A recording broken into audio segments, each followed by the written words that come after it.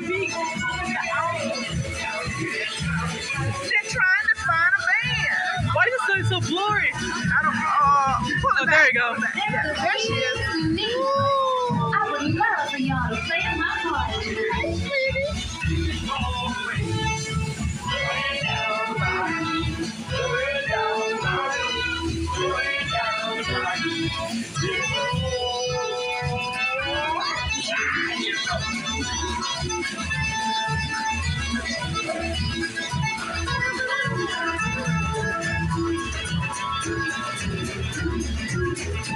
They're looking for a band because Tiana is throwing a party. Tiana, you are right. The party got just what we need. And the band is the animals.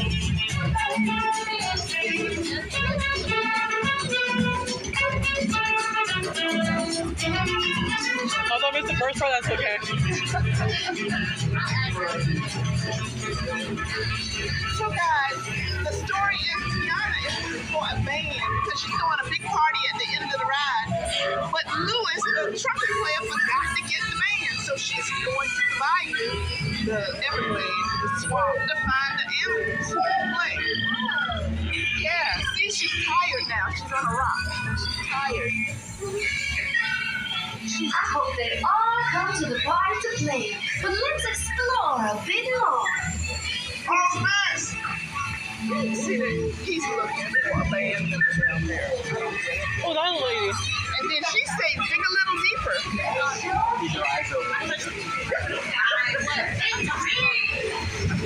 Oh no, is it the... Like a frog, really big.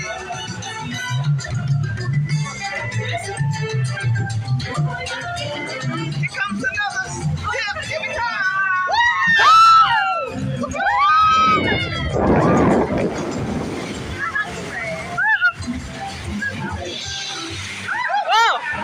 Okay, running that back.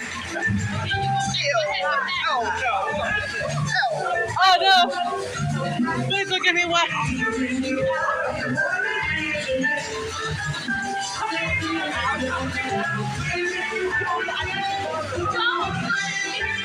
I can't wait for See, she's real big.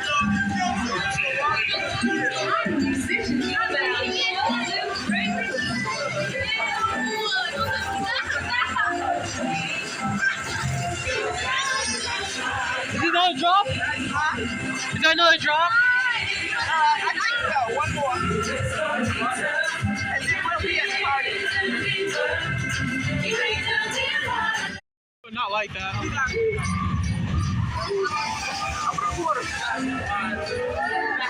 My phone's barcode, I kept that up the entire time.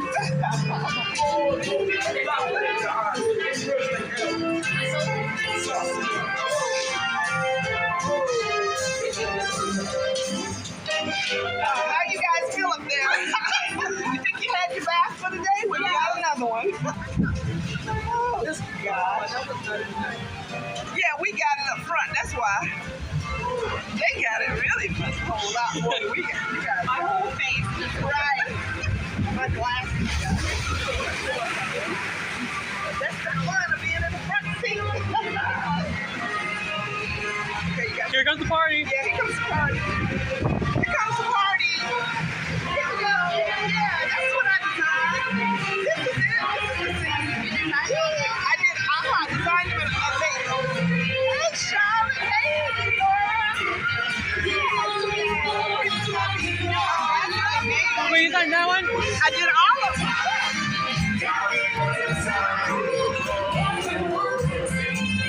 Oh, it goes so fast.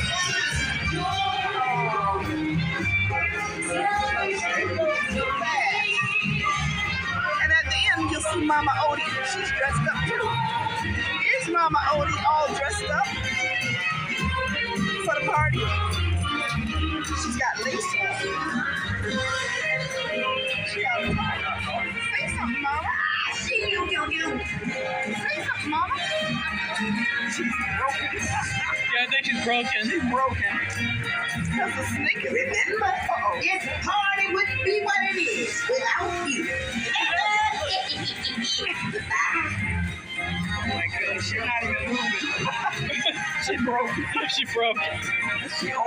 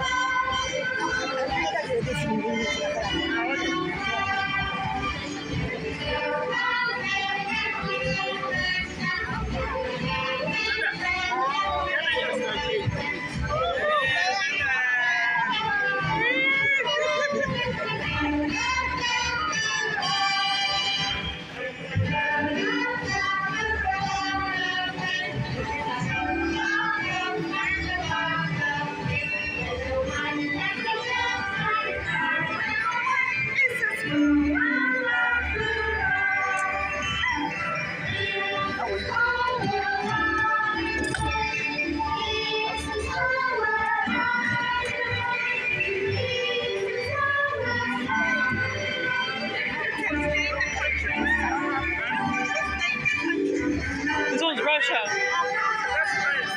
Oh, it's France.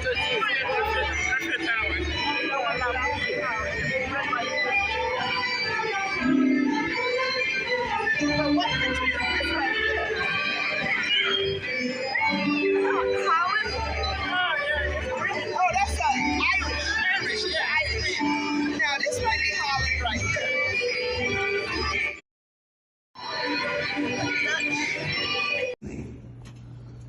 In 1971, his love for America inspired the creation of the Hall of Presidents, a place to celebrate the optimism and goodwill he saw at the heart of the American story. Walt's vision was to honor the nation by honoring the American presidency.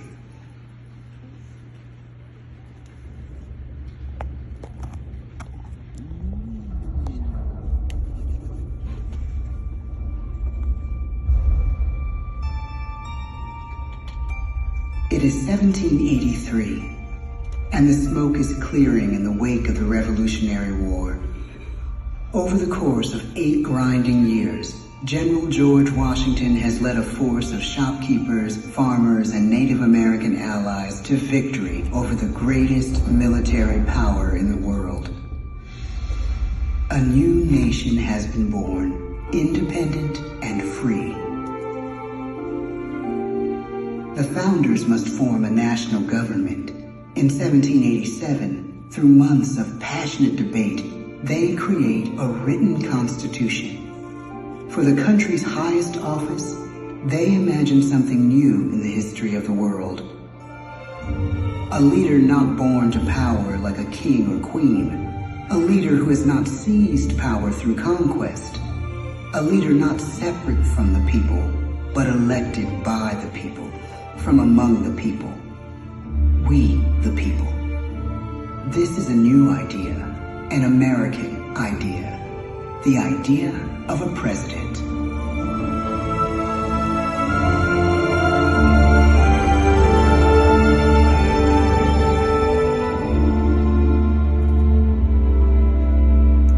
The people don't know exactly what a president will be, but there is little doubt who it will be.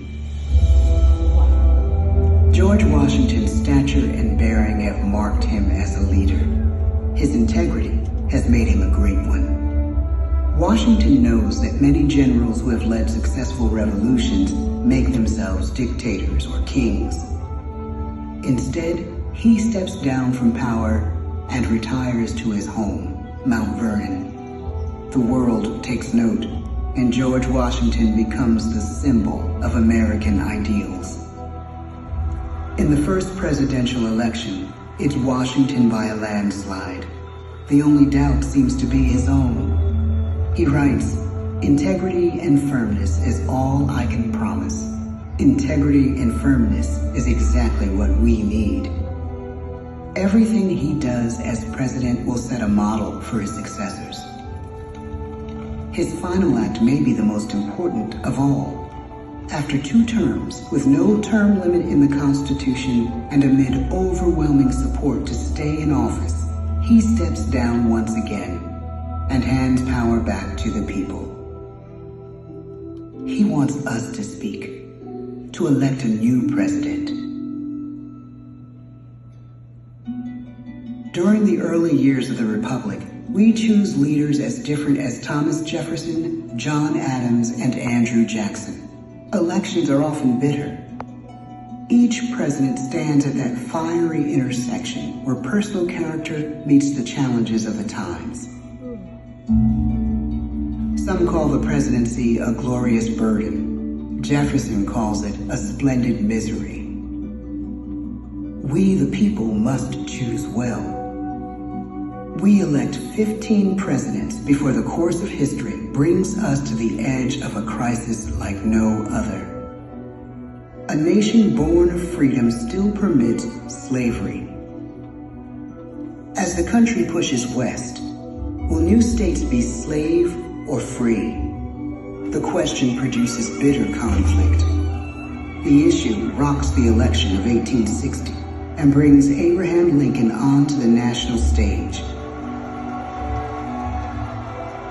The tall, lanky, some say uncouth candidate from Illinois is a master of words at a time when speeches are printed in full for people to read.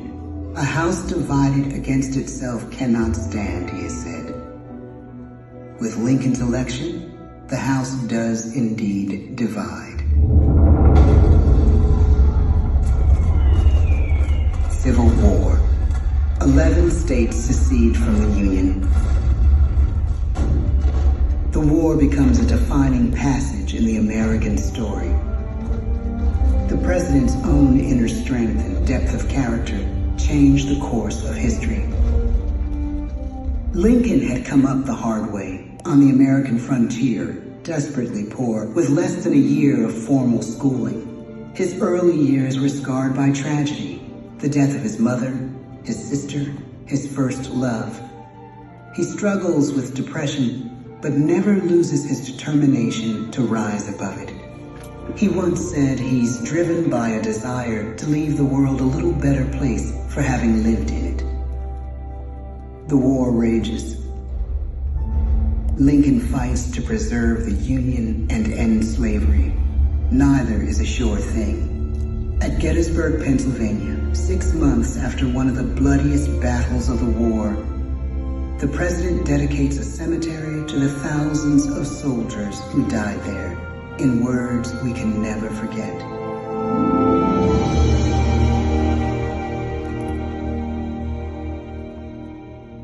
"Fourscore-and-7 years ago, our fathers brought forth on this continent a new nation, conceived in liberty and dedicated to the proposition that all men are created equal. Now we are engaged in a great civil war, testing whether that nation or any nation, so conceived and so dedicated, can long endure. We are met on a great battlefield of that war. We have come to dedicate a portion of that field as a final resting place for those who here gave their lives, that that nation might live. It is altogether fitting and proper that we should do this. But in a larger sense, we cannot dedicate, we cannot consecrate, we cannot hallow this ground. The brave men, living and dead, who struggled here, have consecrated it far above our poor power to add or detract. The world will little note, nor long remember what we say here, but it can never forget what they did here. It is for us, the living, rather, to be dedicated here to the unfinished work which they who fought here have thus far so nobly advanced.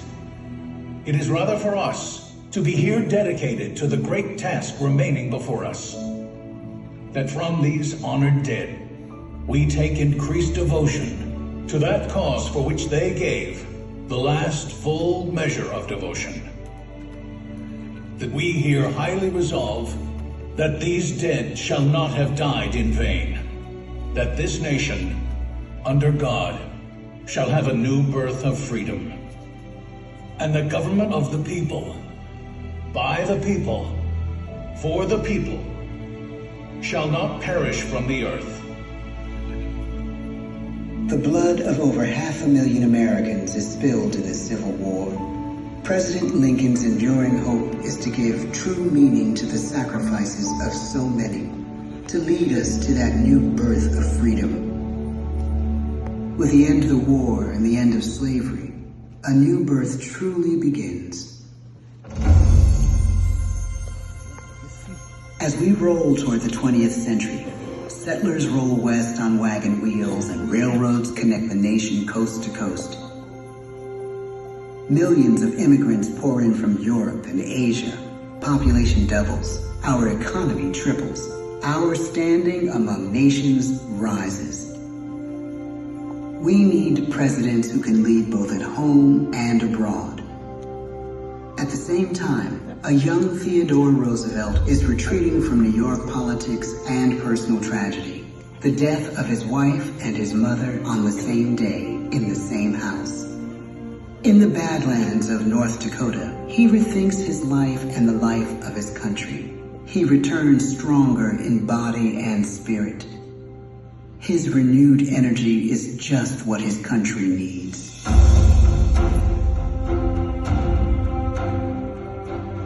American industry is booming, but social tensions are rising.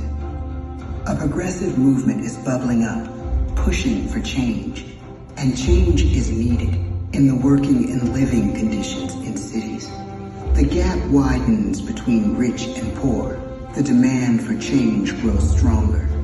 Teddy Roosevelt is a knight on a crusade. He speaks with force and vitality in clear terms that make colorful headlines at a time when mass market newspapers have become the new media. To define his foreign policy, he borrows a phrase from an African proverb: speak softly and carry a big stick. But his greatest accomplishments are made at home. He breaks up giant monopolies, protects workers' rights, and calls for a square deal for all Americans, rich and poor, capitalist and wage earner. And a square deal for every man and every woman in the United States. He calls on America to be as great as the natural grandeur of its lands.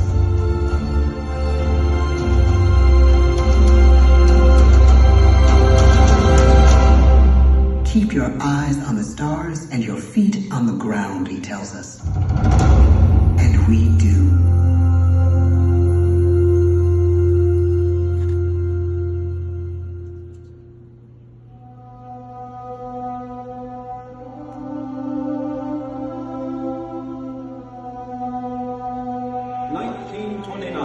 The bottom fell out of the market. 12 million unemployed. The bread lines and the soup. The results of the 1932 election now appear. When we elect our 32nd president, it is the worst of times. The course of history and the course of one president's life again shape a turning point in our national destiny. Franklin D. Roosevelt, paralyzed by polio, knows how to restore the faith of a people paralyzed by the Great Depression. I believe in practical explanation and in practical policy. He has found the inner strength his countrymen now need. He speaks to us like a friend, a neighbor. His optimism is contagious, his voice perfect for the latest breakthrough medium, radio. He calls us to believe we have nothing to fear but fear itself. And we do believe. Tonight's attacks on England are perhaps the most widespread of the war. In the course of the day. But an even greater challenge dominates his final years in office. The Second World War.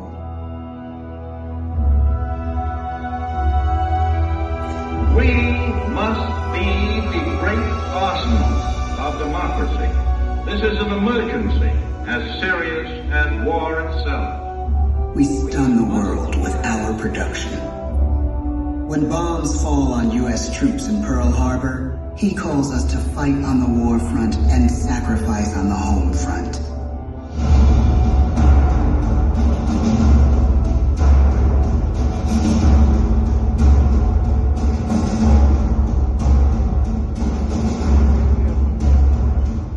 The harder the sacrifice, the more glorious the triumph.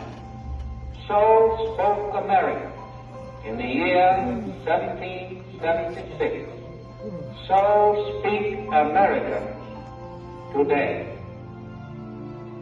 The world changes. The country changes. And yet, in one sense, what we need most from our presidents has never changed. A guiding vision that calls forth the best that America can be. Will outer space be developed for the benefit of all mankind? Or will it become another focus for the arms race? The choice is urgent, and it is ours to make. Ask not what your country can do for you. Ask what you can do for your country.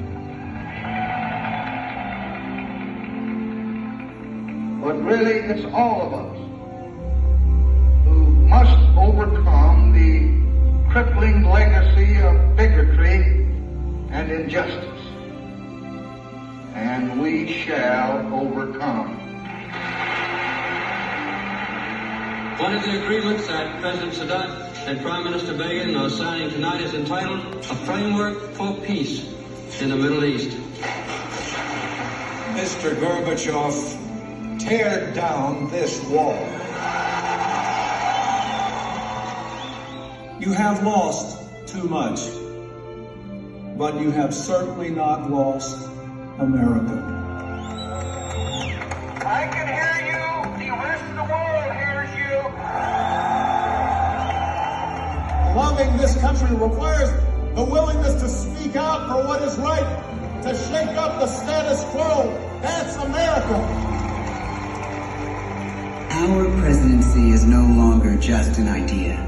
It is an idea with a proud history. Ladies and gentlemen, the presidents of the United States of America.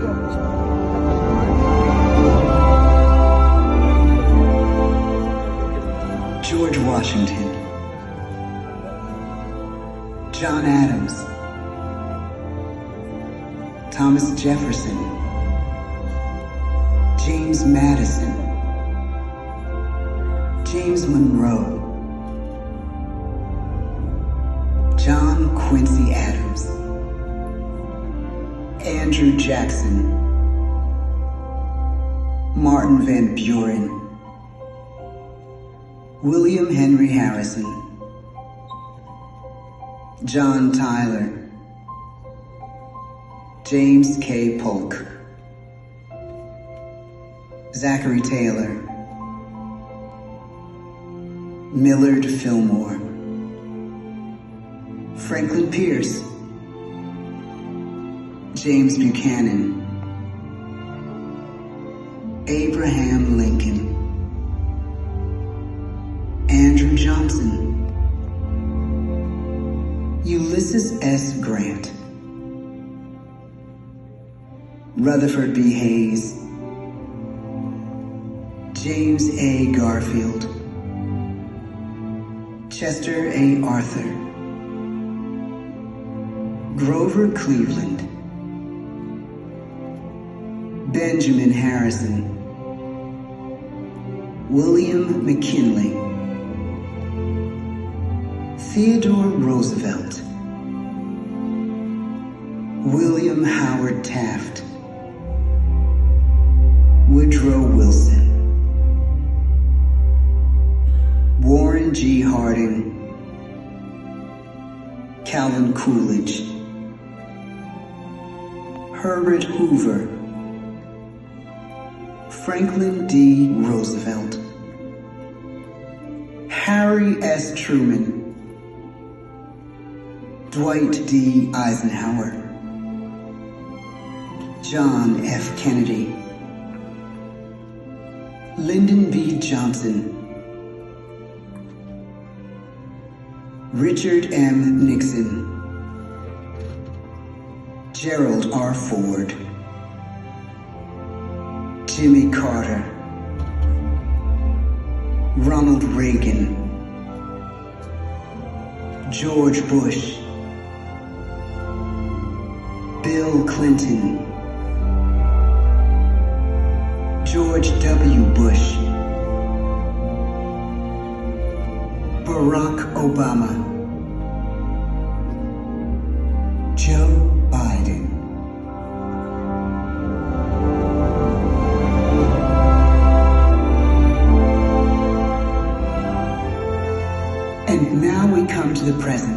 Once again, we place our trust in the idea of a president, as we have from the beginning.